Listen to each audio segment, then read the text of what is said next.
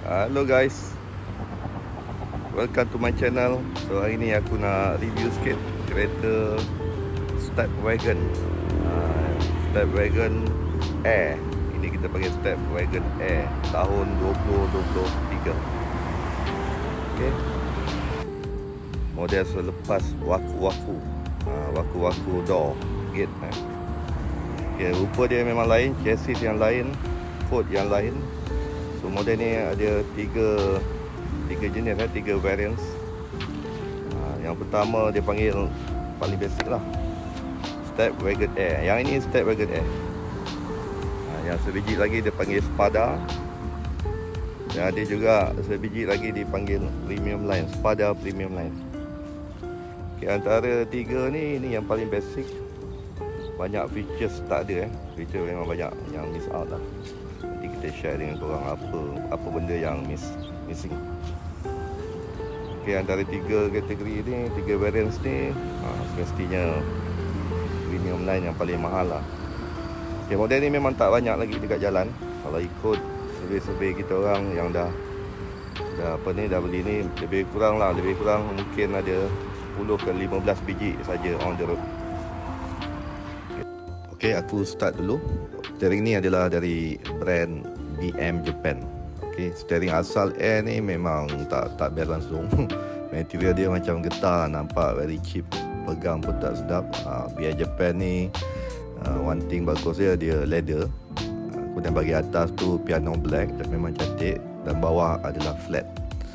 Dan paling best sebenarnya dia punya grip.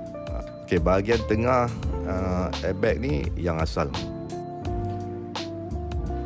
Okay, panel dashboard yang kayu ni, wood ni adalah aksesori tambahan. Aku beli direct dari Japan. Dia complete one set of dashboard dengan. Okay, berbanding dengan Spada dan Premium Line, model Air ni dia tak ada pedal shifter yang nak adjust gear turun naik tu kan. Model Air ni seat dia datang dengan fabric. Dia meshkan dengan dashboard panel dan juga panel pintu. Bahagian bubung pun cerah colournya berbanding dengan Spada ataupun Premium Line yang lebih hitam gelap lah. Kalau kita tengok Air ni lebih kepada family oriented lah. Okay, Air ada dua colour. Satu yang ini black dan satu lagi adalah grey. Yang grey tu datang dengan dashboard two tone. Yang grey warna agak cerah, dan aku rasa kalau siapa yang minat Air ni dia akan pilih yang black lah. Jom tengok bahagian second row. Semua variants datang dengan power door dua belah. Kalau tengok seat Air ni memang padu, memang lembut dan sedap lah. Okay, seat boleh adjust ke depan dan ke belakang. Dan kalau kita tengok seat kali ni Stepwagon boleh dirapatkan ala-ala macam boxy.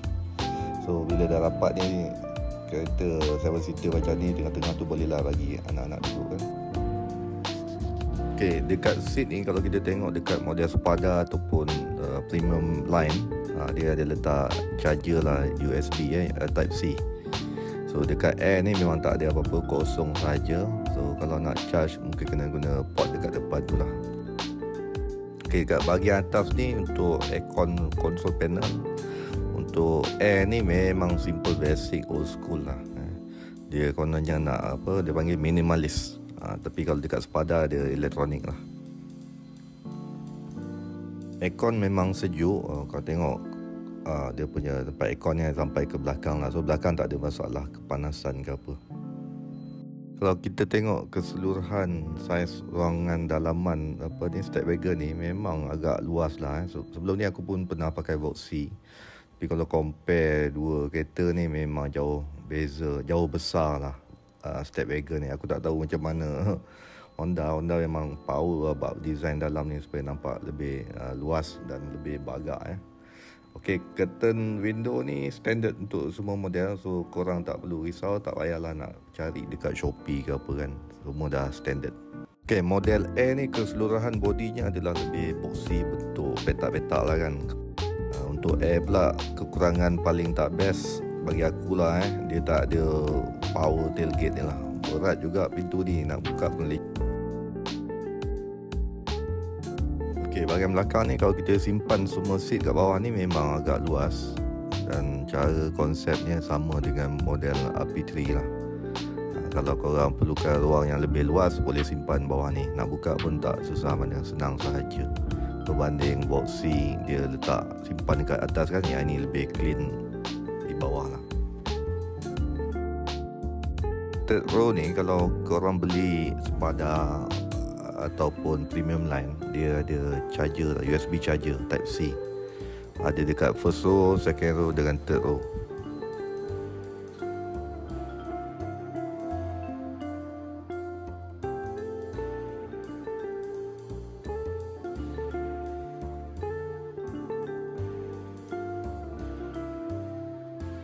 Masa aku install rear camera, dia orang buka semua ni tau.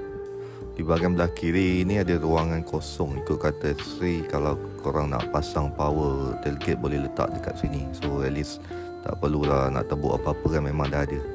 Untuk sport rim model Air dengan Spada adalah sport yang sama, 16 inci.